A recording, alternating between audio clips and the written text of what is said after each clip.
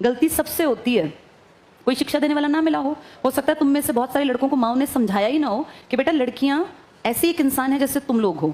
नहीं समझाया, कोई बात नहीं, मुझे अपनी माँ की तरह समझ के और इस बात को अपने दिमाग में बैठा लो लाइफ लॉन्ग के लिए।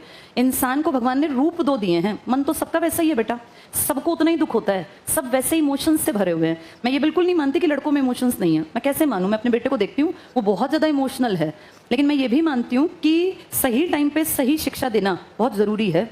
बहुत रफ टफ बनना अच्छी बात नहीं है, इमोशंस से भरे होना अच्छी बात है, पॉजिटिव बात है।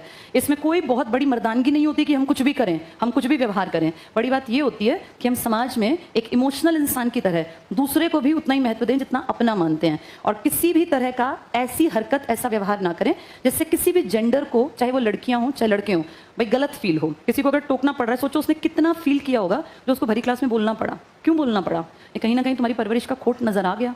अपने आप को अभी भी सुधार लो, अभी बात है छोटी, कल को अगर ये कोई बड़ी बात बन जाएगी तो यही माँ बाप जिसको तुम बहुत प्यार करते हो, इनको थाने के चक्कर भी काटने पड़ेंगे और गिड़गिड़ाना भी पड़ेगा, पैरों में भी लेटना पड़ेगा, रोना भी पड़ेगा। उस हद तक अपने माँ बाप की बेइज्जती नहीं करानी चाहिए जो उन्हें जाके थाने में खड़े होकर हाथ जोड़ने पड़े। अच्छे काम करो, नौकरी पे लगो, तुम्हारी माँ किस दिन यहाँ खड़ी हो और उसकी आंखों में आंसू और सारा हॉल उसके लिए तालियां बजा रहा हो, अपनी माँ को वो दिन दिखाने की कोशिश करना, ना कि कोई ये कहे कि इसकी परवरिश कितनी ज़्यादा घटिया है।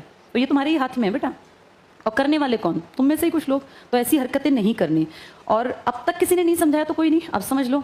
कभी भी अच्छी चीज़ों को सीखने में लेट नहीं होते। अभी भी तुमको ऐसा नहीं कि 50 साल के हो गए, तुम अभी 17, 18, 19, 20, 21, 22 इस उम्र के हो। अपने आप को कभी भी बदला जा सकता है। बहुत खराब चरित्र के लोग भी अगर ठान लें तो अच्छे बन सकते हैं।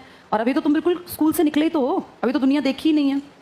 किसी दिन गलत चीज़ में फंस गए तो फिर नहीं निकल पाओगे बेटा। फिर वो माँ बाप, तुम्हें शर्म आएगी वहाँ खड़े होके जब वो हाथ पैर जोड़ रहे होंगे और थाने में फिर उनकी बेइज्जती कर रहे होंगे कि क्या शिक्षा दी है। फिर उस माँ के ऊपर घर जाके बाप क्या करेगा तुम सोच के देखो। वो सीधे ब्लेम हमेशा, तुमने देखा है बुराई का ब्लेम हमेशा माँ पे लगता है, तो सारे घर वाले, परिवार, सारा खानदान, गाँव उस माँ को गालियाँ देगा। आज मेरी बात कड़वी लगेगी पर बेटा मैंने जीवन देख लिया, इसलिए बता रही हूँ। जो तुम सोच भी नहीं पाओगे ऐसे फंस जाओगे। तो इसलिए कोशिश करना गड़बड़ में ना फंसो। अभी पीछे ना कई महीने पहले, सर्दियों की बात है, अब तो वो लड़का शायद ओल्ड में होगा, पता नहीं आता है कि नहीं आता। उस लड़के ने, हमारी यहीं का कोई लड़का था, वो गन्नौर का था बेसिकली, वो यहाँ आया वो कुछ दिन, तो उसके दिमाग में पता नहीं क्या आया, 2-3 लड़कियाँ थी, अच्छे घर से थी वो लड़की, उसके पिताजी डीएसपी थे यहीं सोनीपत में। तो उसको पता नहीं था लड़के को, उसने सोचा वैसे ही कोई है, कोई वैसे भी हो तो भी ऐसा नहीं करना चाहिए। 3-4 दिन वो लड़की जिस टाइम जाती उसके पीछे पीछे जाता। 3-4 दिन बाद वो लड़की स्कूटी पे जाती थी, तो अपने किसी दोस्त के साथ बाइक पे उसके पीछे पीछे, और बाइक पे कुछ ऐसी उसने कुछ उल्टी सीधी बात कही होगी। वो लड़की अच्छे घर की थी और आजकल सबके बाप और भाई कहते हैं बेटा कोई भी दिक्कत हो बता देना, पहले पढ़ाई छुड़वाता, कोई नहीं छुड़वाता पढ़ाई, और वहीं पहुंचते हैं। अगले दिन 3-4 दिन बाद उस लड़की के फादर अपनी पूरी यूनिफॉर्म में, डीएसपी का मतलब जानते हो, HCS अधिकारी, 50 साल का, कितने लिंक होंगे उसके कहाँ कहाँ, और उसका भाई था बेटा बॉडी बिल्डर, 6 फुट 3 इंच की उसकी हाइट और पूरा हट्टा कट्टा। नीचे ऑफिस में आ गए, आके उन्होंने कहा कि भाई कौन है ये लड़का, ये वो। तो उसके लड़का था गुस्से में, उसका भाई बहुत भाई जवान था, 20-22 साल का होगा।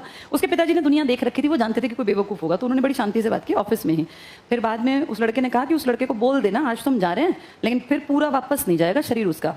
तो फिर परिमल सर को बाद में बताया गया, तो परिमल सर खैर उनसे तो नहीं मिले क्योंकि वो चले गए थे, पर फिर पता चला कि कौन लड़का है। तो उस लड़की को बुलाया, उस लड़के से पूछा, उसने बताया सर ये था।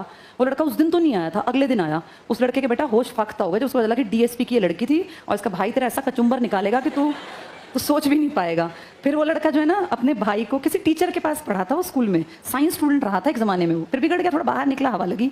फिर अपने उस टीचर को अपने घर, माँ बाप को तो लाया नहीं, शर्म आई, किस मुंह से बताया कि मैंने ऐसा कांड किया कि मैं फंस गया। तो वो आए, फिर उन्होंने माफ़ी मांगी। हमने कहा हमसे क्या माफ़ी मांगनी, हमें तो कोई दिक्कत थी नहीं। जिस लड़की के साथ इसने हरकत की कि उसको घर बताना पड़ा, कितनी दुखी होकर उसने घर बताया होगा। उसने सोचा होगा अवॉइड कर दूँ, हर कोई अवॉइड करता है, पर जब पानी सिर पे से गया तो उसने अपने फादर तक पहुंचाई ये बात। फिर उस लड़के का नहीं पता कि वो आया कि नहीं आया, पर तब परिमल सर ने कहा था कि तू बेटा अब 1 महीने तो गायब रहे, उस लड़की की नज़रों में भी मत आ जाना कि तू कौन है, कहाँ है। और उसके बाद मुझे नहीं पता वो आया, मुझे लगता आना आता है अभी भी, ओल्ड में है, सुधर गया। हाँ, ऐसे अनुभव ज़रूरी होते हैं ना, अब तुम्हें बताना ज़रूरी था। तो इसलिए बेटा ऐसे कोई हरकत नहीं करनी। देखो ये तो बात थी पावर की, लेकिन अगर कोई किसी के पिताजी पावरफुल ना हो, कोई अनाथ हो, लड़की पिताजी ना हो, तो भी बेटा ईश्वर बैठा है, और ईश्वर की पावर डीएसपी से तो बहुत ऊपर है। वो चीज़ें यहीं के यहीं रफा दफा हो जाती हैं फिर। इसीलिए अपने व्यवहार को अच्छा रखना, गड़बड़ ना हो, कोई भी लड़की तुमसे परेशान ना हो। और तुमसे मतलब है सिर्फ तुम नहीं हो, यहाँ तुम्हारी माँ का जो एक अपब्रिंगिंग का तरीका है ना, वो तुम्हारे पीछे पीछे चलता है। तो जब भी कोई हरकत करो, जब भी मुंह से कोई शब्द निकालो किसी लड़की के प्रति, तो ये याद रखना कि मेरी माँ ने ऐसी परवरिश दी है मुझे, मेरी माँ ने अगर मुझे नहीं सिखाया तो मुझे ये गलत काम किसी लड़की के प्रति नहीं करना। तो ये टाइम है बेटा, अपने आप को बदल लेना, सुधार लेना। चलो दोबारा शिकायत ना आए, और न्यू जनरल में नए नए पंख निकलते हैं। 12वीं तक दबे होते हैं ना टीचर्स के अंडर। अब सोचते हैं कि दुनिया बहुत बड़ी है, कुछ भी करो, कुछ भी सुनो, कुछ भी कहो। ऐसा नहीं होता, पकड़े जाते हैं गलत काम वाले। आज नहीं तो कल पकड़े जाओगे।